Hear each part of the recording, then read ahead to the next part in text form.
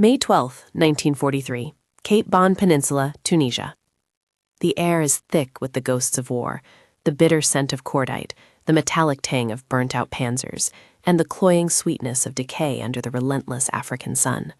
For Ilse Schmidt, a 22-year-old nurse with the Deutsches Rotes Kreuz, the world has shrunk to the sounds inside her own head, the frantic thumping of her heart, and the high-pitched ringing in her ears from a nearby artillery barrage that has finally, mercifully, fallen silent. The sky, once a canvas of tracer fire and flak, is now an indifferent, empty blue. Around her, the remnants of the once mighty Afrika Korps are surrendering. Men with sun-blackened faces and eyes hollowed out by exhaustion drop their Mauser rifles into the dust. They move not with the crisp discipline of the Wehrmacht, but with the slow, shuffling gait of broken automata. An American M3 Stuart tank, its engine a throaty growl, churns past her field dressing station. The commander, a young man with dust caked in his eyebrows, looks down at her, his expression unreadable. Then comes the voice, sharp and alien in its English cadence. "On your feet, the war is over for you." A soldier from the U.S. 34th Infantry Division gestures with his M1 Garand. He isn't menacing, just tired. His movements are economical, weary. Ilse rises, her hands instinctively raised, the white fabric of her nurse's apron stained with rust-colored splotches of blood that are not her own. She joins a column of other women, signal operators, administrative clerks, fellow nurses. They are the female auxiliaries, the Helferinnen, who followed the army to its bitter end. Among them is Anneliese Richter, a communications specialist 10 years Ilse's senior. Her face is a mask of stoic fury. "Do not show them fear," she mutters, her voice a low rasp. "We are German soldiers." But Ilse feels only a profound emptiness. The cause, the victories, the letters from home filled with patriotic fervor, it has all evaporated in this final, humiliating heat. The march begins, a long, serpentine line of gray-green uniforms snaking through the wadis and olive groves towards the coast. The victors watch them, some with pity, some with a detached curiosity.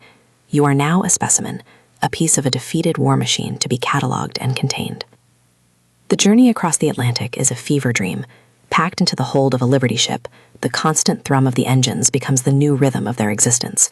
The smell of diesel, unwashed bodies, and vomit is inescapable. For weeks, they see nothing but gray water and gray sky. Rumors fester in the darkness. They are being taken to Canada to be used as farm labor. They are being sent to a frozen wasteland in Alaska. They are being shipped to America to be put on display in cages. The propaganda they had been fed for years paints a terrifying picture of their captors. Brutish, decadent, cruel. Every creak of the ship's hull sounds like a prelude to a final, terrible judgment. They huddle together, whispering stories of home, of families they may never see again, their fear a palpable, living thing in the cramped, humid dark. Then, one morning, the rhythm of the engines changes. A new light filters through the portholes. They are led up to the deck, squinting in the unfamiliar sun. And there it is, a coastline so vast and green it seems impossible, a city of towering steel and glass that scrapes the sky. It is not the land of monsters they were promised. It is something else entirely, something vast and powerful, and utterly indifferent to their fate. For Ilse, the sight of the Statue of Liberty is not a symbol of hope, but an iron monument to their complete and total defeat. Their old world is gone. This is the new one, and its rules are unknown. June 1943. A train rattles through a landscape of suffocating flatness. The blinds on the windows are drawn, but the heat seeps through the metal walls of the passenger car, a physical presence that drains the will. For days they have traveled inland, the rocking of the carriage a hypnotic lullaby of displacement.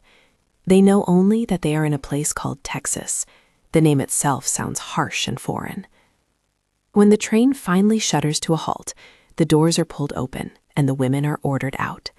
The heat hits them like a physical blow. It is a dry, baking heat that sucks the moisture from your skin and cracks your lips. The sun is a white-hot disk in a bleached-out sky. Before them lies Camp Mixia. It is not the grim, stone-walled fortress of their imagination. It is a sprawling city of simple, single-story wooden barracks, painted a uniform olive drab, laid out in a precise, unforgiving grid. The entire compound is encircled by a double row of tall wire fences, topped with menacing strands of barbed wire. Guard towers stand like silent sentinels at each corner. It is a prison, but a clean, orderly, and strangely soulless one. The processing is a blur of methodical humiliation. They are stripped, their belongings confiscated, their bodies dusted with a harsh delousing powder that stinks of chemicals. They are issued new clothing, simple, shapeless fatigue dresses made of coarse cotton, stamped with the letters PW in stark black ink. They have been erased. Their uniforms, their ranks, their identities are gone. They are now just prisoners of war. Life inside the wire quickly settles into a rigid, mind-numbing routine. Réveil before dawn, roll call in the dusty compound, breakfast in the mess hall, food that is plentiful but bland, alien to their palates. Then hours of crushing boredom, broken only by small work details, laundry, kitchen duty, tending the small vegetable garden that shrivels under the Texas sun. The American guards are a constant presence, but not the brutes from the propaganda films. They are mostly young men, some not much older than Ilse, from places like Ohio or Pennsylvania. They are professional, distant, enforcing the rules without over-cruelty. They carry their rifles with a casual competence that is somehow more intimidating than open hostility. Their commandant, a stern-faced officer named Major Stevenson, runs the camp with military efficiency. There is no negotiation, only orders. Annalise Richter remains defiant. "They are fattening us up," she sneers one evening in the barracks, her voice low. "It is a trick. They want to make us soft, compliant. Do not forget who they are. Do not forget what they have done to our cities, to our families." Her cynicism is a shield, and many of the women cling to it. It is easier to believe in a hidden malice than to accept the bewildering reality of their situation. Ilse, however, finds herself watching, observing. She watches Sergeant Miller, a guard with tired eyes, share a piece of his chocolate bar with a crying child in the family compound nearby. She listens to the guards talk about their homes, their sweethearts, their dreams of after the war. Their concerns seem so small, so mundane, so human. It is a confusing, unsettling dissonance. They are the enemy, the ones who firebombed Hamburg and Dresden, yet here, in this dusty corner of Texas, they are just men. The days bleed into one another, each one identical to the last. The only markers of time are the rising and setting of the relentless sun. The wire fence becomes the horizon, the boundary of their entire world. The greatest enemy is not the guards, but the slow, creeping despair, the gnawing uncertainty of their fate, and the crushing weight of their isolation, 1,000 miles from everything they have ever known. November 10th, 1943. The morning air has a slight, uncharacteristic chill, a welcome reprieve from the months of suffocating heat. The routine is, as always, immutable. The women stand in formation for the morning roll call, their breath misting faintly in the cool air. The dust of the compound is tamped down by a rare overnight dew. They expect the usual brief inspection, the recitation of the day's work duties, and then dismissal.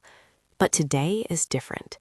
Instead of the usual sergeant, it is the camp's executive officer, Captain John Davis, who strides to the front of the formation.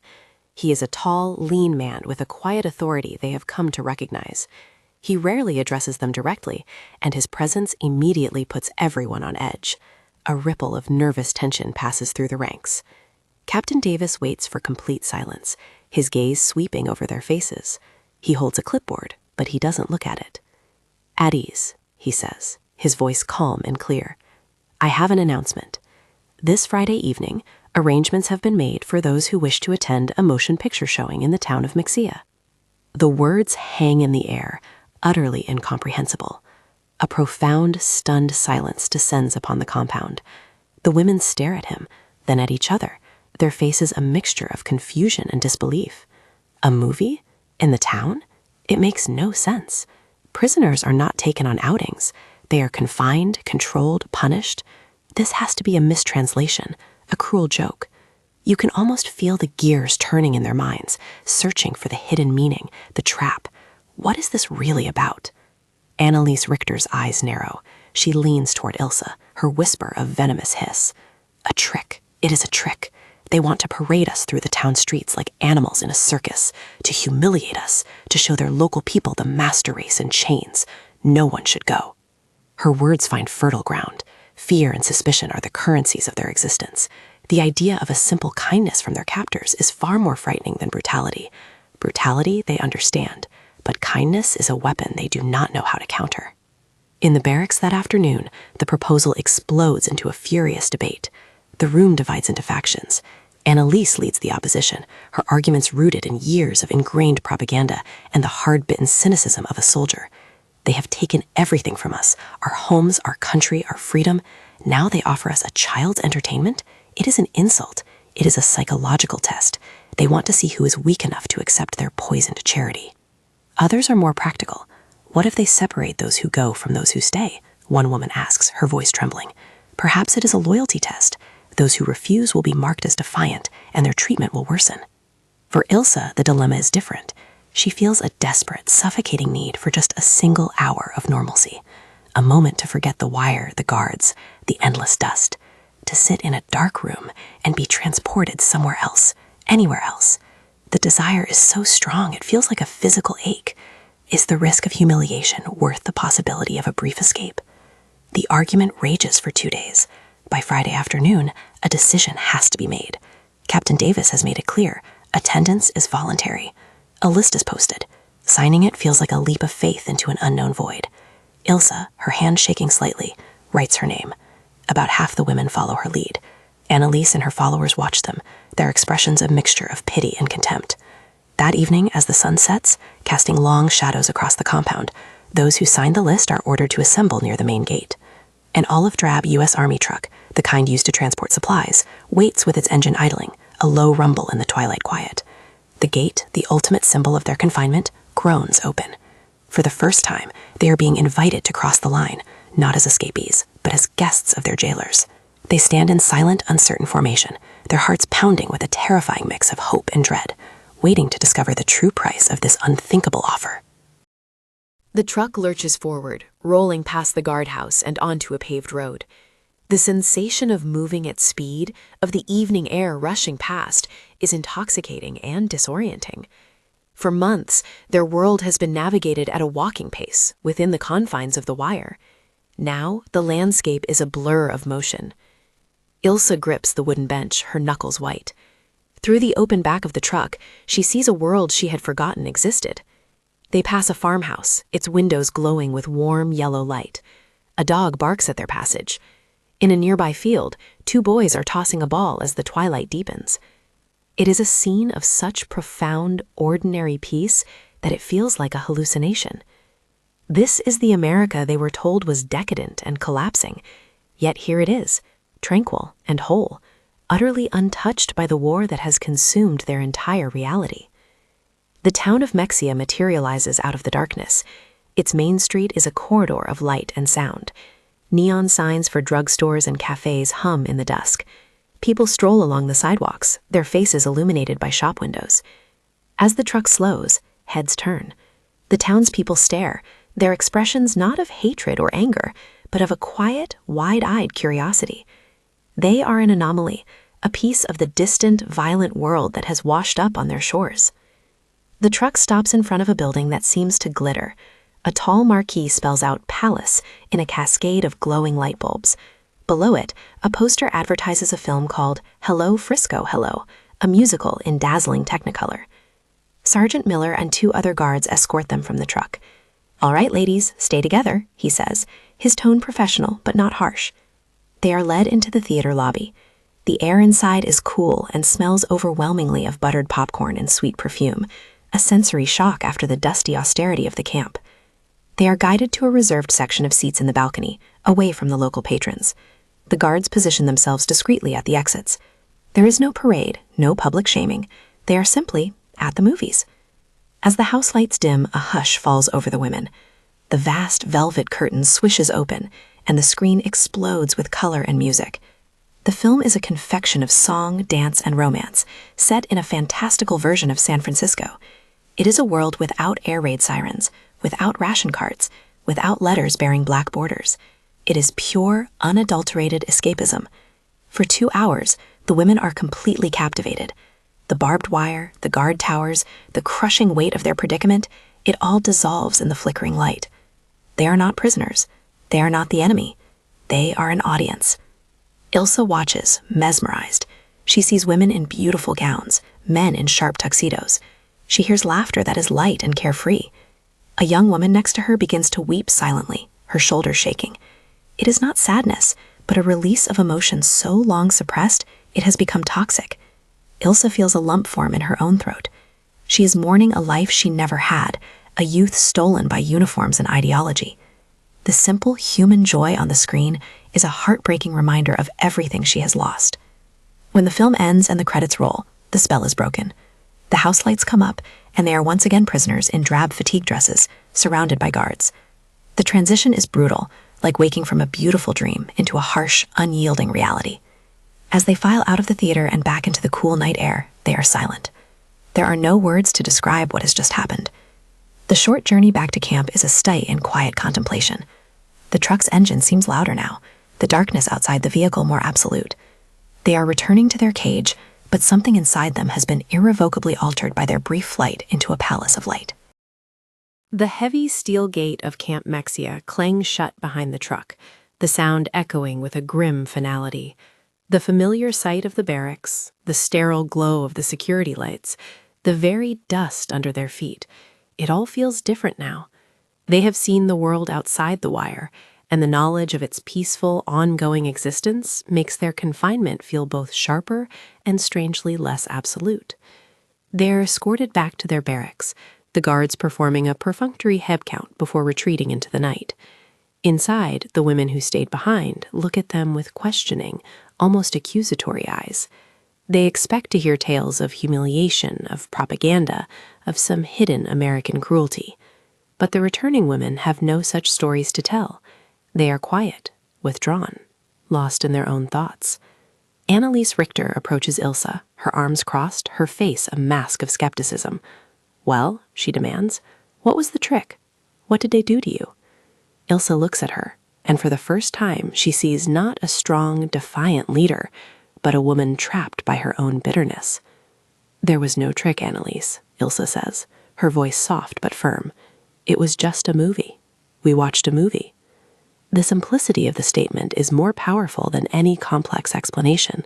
It dismantles Annalise's entire worldview, leaving her with nothing but silence. In the days that follow, a subtle but profound shift occurs within the camp. The act of kindness, so small and seemingly insignificant, has created a crack in the monolithic wall of hatred and suspicion. The American guards are no longer just faceless symbols of the enemy. Sergeant Miller is now the man who bought them popcorn. Captain Davis is the man who signed the order, who trusted them enough to take them out of the camp and bring them back. This simple, humanizing act does not erase the war. It does not make them friends, but it introduces a dangerous and powerful new element into their lives: complexity. It forces them to question everything they have been taught. If the Americans could show such decency, what did that say about the enemy they were supposed to despise? And more uncomfortably, if their enemies were not the monsters of propaganda, what did that say about the cause for which they had sacrificed everything? The movie night is not repeated. It was a singular event, a brief moment of grace in the long, monotonous ordeal of their imprisonment. But its impact lingers. The women begin to engage more with the educational programs offered at the camp. Some start learning English, their conversations with the guards shifting from terse necessity to cautious curiosity. They are still prisoners, and the news from home, when it comes in heavily censored letters, is often devastating. They learn of cities turned to rebel, of fathers and brothers lost on the Eastern Front. The war grinds on, a distant, monstrous machine chewing up their world. Yet the memory of that night in the Palace Theater remains. It is a touchstone, a private symbol that the world is larger and more complicated than the ideologies that seek to divide it. For Ilsa Schmidt and the other women of Camp Mexia, the war would eventually end. They would be repatriated to a Germany they no longer recognized, a nation of ghosts and ruins. But for the rest of their lives, they would carry with them the strange and vivid memory of a night in Texas when their captors did the most unexpected thing of all. They treated them like people. It was a single, quiet act that proved humanity could sometimes flicker in the deepest darkness, a small but inextinguishable point of light.